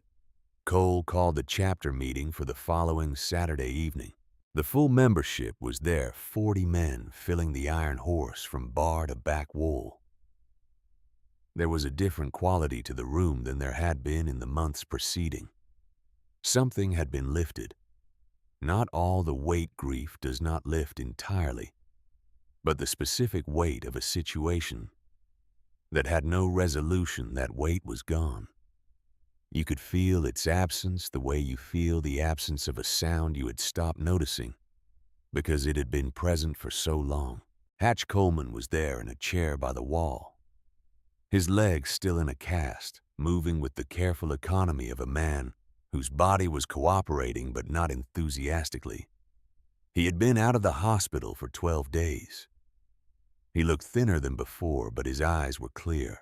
Ricky Beckett was there with a photograph in his shirt pocket, which Ruth had noticed him touching twice since she arrived, the reflex of a man who carries something important close to him. She knew what it was. She had seen it before he put it away. Marcus, 6 years old. Gap-toothed grin, a drawing he had made for his father that said, Dad in large, uneven letters across the top. Gordy Folk was there in his usual spot, quieter than usual with the look of a man who had come through something and was still taking stock of what he had come through. Ruth had spoken to Dressler's office the previous week about Gordy's cooperation and the circumstances under which the money had been extracted, and Dressler had indicated that cooperating witnesses in extortion cases were treated accordingly. Ruth had told Gordy this. He had not said much in response. He had looked at his hands. Cole stood at the front of the room. He was not a man who gave long speeches. Ruth had observed this across several months. Now the economy with which he used language, the way he waited until he had found the exact words for what he meant, rather than filling the space with approximate ones. She thought it was part of why people listened to him. He had never asked for attention, and so when he spoke, he had it. He told them what had happened. Cross, the federal case, the charter. He walked through it with the same plain directness that characterized everything he did in front of these men, giving them the information they needed in the form they needed it. Then he paused. He said he had been writing for 42 years. He said he had been president of the Montana chapter for 11 of them. He said that the chapter under his presidency had done things he was proud of and made it through things he was not sure they would make it through, and that the men in this room were the reason for both. He said he had been carrying something for 16 years that had not been his to carry. He said the carrying of it had bent certain things in him that he had not known were bent. He said he understood now because someone had been patient enough to show him that there was a difference between leading from strength and leading from guilt, and that he had been doing the latter for a long time without recognizing it. He looked at Ruth where she sat at the end of the bar. He said she had walked into the Iron Horse 4 months ago without being invited, sat down across from him and proceeded to do what he had not been able to do for 16 years, which was look at the situation clearly and without the distortion that grief and guilt introduce when you have been carrying them long enough. He said she had done it with the same unhurried precision she apparently brought to everything, and she had done it without asking for anything in return, except that they not waste what she was building. He said he had decided to step down as chapter president. The room did not erupt. It was not that kind of room, but something shifted a collective movement of attention. The specific alertness of men receiving significant information. He said 42 years was enough. He said he wanted to ride for himself again. He said the man he wanted to pass the presidency to was the best of what this chapter could be, which was someone who had come in with nothing and built himself into something, who had fought for his son when the system told him not to bother, who had stood up in a courtroom and let a 92-year-old woman defend him, and had not let his pride make that harder than it needed to be. He looked at Ricky Beckett. He said the name. He said it clearly in front of the full chapter. Ricky did not move for a moment. Then he stood up. He was 29 years old, and he looked in that moment significantly older than 29. In the best possible way, the way people look when they have been asked to carry something and have decided they are ready for the weight. Cole removed the chapter president patch from his vest. He walked across the room. He placed it in Ricky's hand. The room was quiet in the way that rooms are quiet when something real and irreversible has just happened, and everyone present understands it. The memorial ride was Ricky's first act as chapter president. He had proposed it 3 days after accepting the role, standing in the Iron Horse with a notebook and a list of contacts and the focused energy of a man who has been given a purpose and intends to meet it. He wanted a proper memorial for Roy Sullivan, the one that the circumstances of the previous months had prevented them from organizing. He wanted it done right. The word went out through the Hells Angels network in the way that words travel through organizations built on loyalty and shared history. It went to chapters in Idaho and Wyoming and Colorado and Washington and California and beyond. It went to men who had ridden with Roy at rallies over the years, men who had known him for a week or a decade, men who had heard the story of what had happened in Montana and wanted to be present for the accounting of it. On the second Saturday of December they came. Ruth stood in the Iron Horse parking lot at 7 in the morning and watched them arrive. Not in ones and twos, but in columns, chapter by chapter, riding in through the December cold, with their breath and their exhaust mixing in the frozen air, filling the county road in both directions for as far as she could see. The sound was a physical thing, a presence that moved through the chest and settled there. The final count, recorded by Ricky in his notebook with the same methodical precision he brought to everything now, was 612. They gathered in a field behind the Iron Horse that Cross had once threatened to have condemned on a building code pretext, because Cross had understood that the size of what this chapter could assemble when it chose to was a form of power he preferred to diminish. The field was large enough, barely, 612 men in black leather, standing in the December cold of a Montana morning breath. Rising engines silent, the only sound the wind coming down off the mountains to the north. Ricky spoke first. He spoke about Roy the way a young man speaks about someone who shaped him before he understood that shaping was happening. He spoke about what it meant to find a family when your original one had fallen apart, about what it meant to have someone show you how to be a man by doing it in front of you every day without ceremony or instruction. Others spoke. 3, 4, 5 men from other chapters who had known Roy at different points in his life. Each of them adding something different to the picture, a detail or a quality or a moment that together built something complete. Then Cole stood up. He had not been going to speak. Ruth had known this because she knew him well enough now to recognize when he had made a decision, and what that decision cost him. He had been standing at the back of the gathered crowd, with his hands in his vest pockets, and his jaw set. Not avoiding anything, just occupying the weight of the moment, in the way he occupied all weight quietly and entirely. But he walked to the front. He stood there for a moment looking at 600 men who had come from across the country for a man who deserved it. He looked at Hatch, sitting in a folding chair with his cast, who had put himself on a road at night to finish what Roy had started.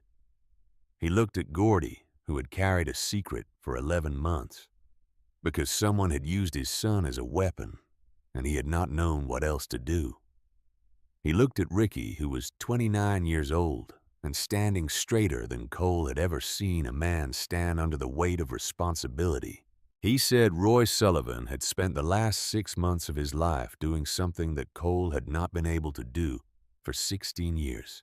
He said Roy had looked at a corrupt man with institutional power and decided that the correct response was not to accommodate the corruption, but to dismantle it regardless of the personal cost, regardless of what it was taken from him at the same time.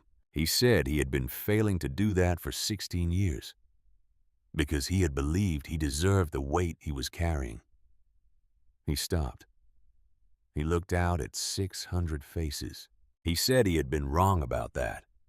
He said someone had shown him he was wrong about that, not by arguing with him or confronting him or telling him what to do, but by sitting down across from him in this bar 4 months ago and seeing him as he actually was, not as the version of himself that 16 years of guilt had assembled. He said he had not had a mother since he was 16 years old. He turned. He looked at Ruth where she stood at the edge of the gathered crowd. In Roy Sullivan's vest, 92 years old, white hair against the dark leather the Montana morning behind her, and 600 men before her, and a stillness about her that came not from absence, but from a very long life lived in full. He said her name, Ruth. Then he stopped. He looked at her for a long moment, and something in Cole Hargrove that had been sealed since a Tuesday in July 2009 opened. He said one word. He said Mama. He said it quietly, not for the crowd, not as a performance, not with the calculation of a man making a gesture. He said it the way you say a word that has been living inside you for a very long time, without a context in which to be spoken, and has finally found one. The field was absolutely silent. Then from somewhere in the back of the gathered crowd, a single man reached up and removed his helmet. He held it against his chest. He lowered his head. The man beside him did the same. Then the next, and the next. It moved through 600 men, the way a wave moves through open water, unhurried and inevitable each man. Watching the man beside him and understanding without being told what was being acknowledged and why. Helmets came off, heads bowed. Not in unison, not on command, but in the way that genuine things happen, each person arriving at the same place by their own path in their own moment, until 600 men were standing in a Montana field in December with their heads bowed. Ruth stood at the edge of it. She did not move for a long time. She had spent 92 years as a woman who understood that the deepest forms of respect are the ones that cannot be asked for or arranged, that arrive only when they are genuinely earned. She had earned grades for students who deserved them and withheld them from students who did not. And she had done this because she believed that honesty was the most fundamental form of respect available to one person toward another. She had not done any of what she had done in the past 4 months for this. She had done it because it needed doing, and because she was the person in the position to do it, and because Roy Sullivan had spent his last 6 months building something that deserved to be completed. She had done it because 40 men had stopped in the rain on Highway 87 for a woman they had never met. And that kind of thing did not go unanswered, not in Ruth Callahan's accounting. But she stood in that field with 600 heads bowed before her, and she let herself feel it. She let herself feel it the way she had let herself cry at Yellowstone. Fully and without apology, Ricky walked to her. He was holding something. A patch new, not worn, the leather stiff and dark, the lettering precise. He held it out to her. It read, "Mother of the Club." He told her the chapter had voted. He said it had been unanimous, which in a chapter the size of this one, with men who had independent minds and strong opinions, was not a word that applied to very many things. Ruth took the patch.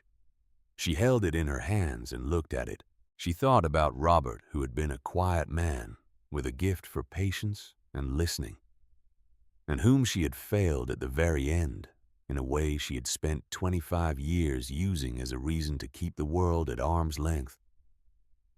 She thought about Emily, whom she had loved across 30 years of silence in the only way available to her, which was imperfectly and from too far away. She thought about 39 years of classrooms and the students who had listened, and the ones who had not, and all of them, every one carrying something forward from whatever she had managed to give them. She thought about a photograph of a young man laughing in a summer field in July 2009, and about the man who had carried that photograph folded in a vest pocket for 15 years, and about what it means to put something down when you have been telling yourself it was yours to carry. She looked up at Cole. She told him it fit. Ricky pinned the patch to Roy's vest, the one Ruth wore every time she came to the chapter, the leather soft and dark as old wood. The patch sat below the Hells Angels rocker on the front panel, plain and exact and permanent.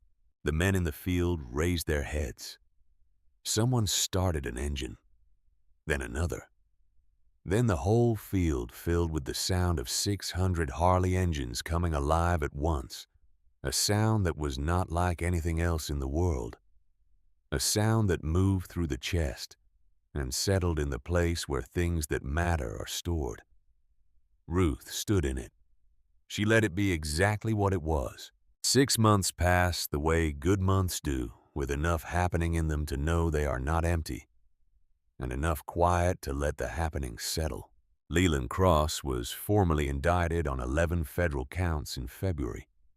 The protection operation across 3 counties, 16 years of it, documented in the methodical way that Roy Sullivan had documented things, and that Travis Holt had documented things, and that Ruth had organized and synthesized in the weeks after the arrest. Cross's attorney entered a not guilty plea. Dressler was confident. Ruth thought Dressler had earned the right to be confident. Dean Vickers cooperated with federal prosecutors in exchange for a reduced charge. His testimony corroborated the payment logs and placed Cross directly in the chain of command for the attack on Hatch. The prosecutor's office indicated the cooperation had been helpful. Ruth thought it was the most constructive thing Vickers had done in several years. Hatch Coleman's leg healed. It healed slowly, and with some complications, and with considerably more physical therapy than Hatch had patience for. But it healed. By March, he was walking without the cane. By April, he was back on the bike. The first time he pulled into the Iron Horse parking lot under his own power, Ricky was standing outside, and they stood there together for a moment without saying anything. And Ruth watched from the window and did not interrupt it. Ricky Beckett had Marcus every weekend. This had become one of the fixed coordinates of the week, the way certain things become coordinates once they are established. Reliable and load-bearing. Marcus was 6 years old and had his father's directness and his own brand of inquiry that manifested as a question approximately every 4 minutes. Ruth had met him twice and found him immediately completely exhausting and entirely wonderful. Gordy Falk was not charged. The federal prosecutors had determined, consistent with what Ruth had told Dressler's office and what the documentation showed, that the funds had been extracted under direct threat, and that Gordy had been operating under coercion rather than criminal intent. He remained the chapter treasurer. He was quieter than before, the way people are quieter after they have been carrying something in secret for a long time and have finally put it down. But the quietness was not an unhappy one. Cole had moved to a piece of land he had bought 12 miles north of Hardin, a rolling property with a stand of pines and a view of the mountains that changed color through the day in a way that repaid attention. He had built a small structure on it over the winter with help from Hatch and Briggs and 2 other chapter members who had collectively more construction experience than the job required. He rode to the Iron Horse 2 or 3 times a week. He was learning with considerable difficulty and good humor how to be in a room without being responsible for everyone in it. He was doing reasonably well. On a Saturday morning in late spring, Ruth drove to the Iron Horse at her usual time and found the parking lot full. Not 40 bikes, more than 40. Bikes she did not recognize parked alongside the familiar ones out-of-state plates. Different chapter rockers on the vests of the men standing outside in the early morning light. They had come from Idaho and Wyoming and 2 from as far as Colorado. She got out of the Buick. Ricky was waiting for her. He told her they were doing a memorial run. Not the full December ride, just chapter members and invited brothers who had wanted to come, a spring version of what they had done in December for Roy and for the year they had been through together. He told her there was a seat in the van if she wanted it. She put on Roy's vest. She got in the van. They rode for 3 hours through a Montana spring that was generous with itself. The kind of morning where the sky is a color that seems impossible for a sky, and the mountains have shed their winter. And the road unrolls ahead of you through country that has been here for 10,000 years, and will be here for 10,000 more. Ruth sat in the van and watched the bikes move through it. The sound of the engines was the same as it had always been, that combination of frequency and volume that settled into the chest and stayed there. It was not a quiet sound. It was not trying to be. It said, "I am here," in the most unambiguous register available. At a rest stop in the foothills, they pulled over. Everyone dismounted, stretched, talked in small groups. The morning was warm and smelled of pine and cold water from a stream visible down the slope. A small figure came running across the gravel toward Ruth. Lily Coleman, 8 years old, had her father's eyes and her own very specific and non-negotiable ideas about how the world should operate. She had been introduced to Ruth in February when Hatch had brought her by the Iron Horse on a Saturday, and the introduction had been brief, because Lily had decided immediately that Ruth was someone worth talking to and had spent the following 40 minutes asking her questions about what it had been like to be a teacher, and whether Ruth had liked all her students or just some of them, and what was the most interesting book Ruth had ever read.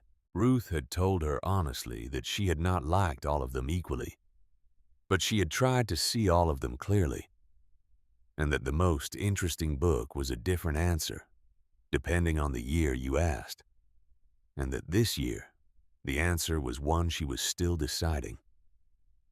Lily had said that was a good answer. Now Lily ran across the gravel and stopped in front of Ruth with the breathless energy of a person who has been sitting in a vehicle and has finally been released from it. She looked up at Ruth. She asked with the directness that was apparently hereditary in the Coleman family whether Ruth was really everyone's grandma. Ruth looked at her. She looked past her at Hatch, who was standing a few yards back with the expression of a man pretending he had not heard the question.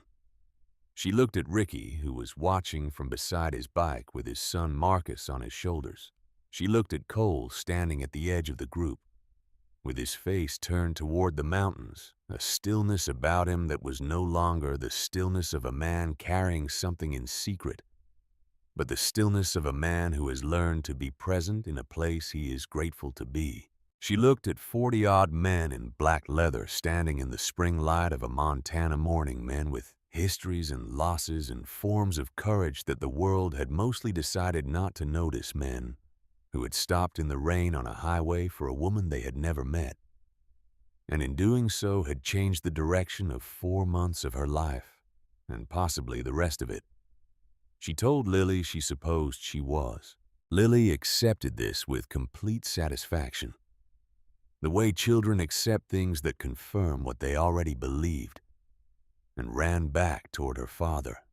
Ruth stood on the gravel with the mountains ahead of her, and the sound of engines idling behind her, and Roy Sullivan's vest on her back, and the mother of the club patch on the front of it.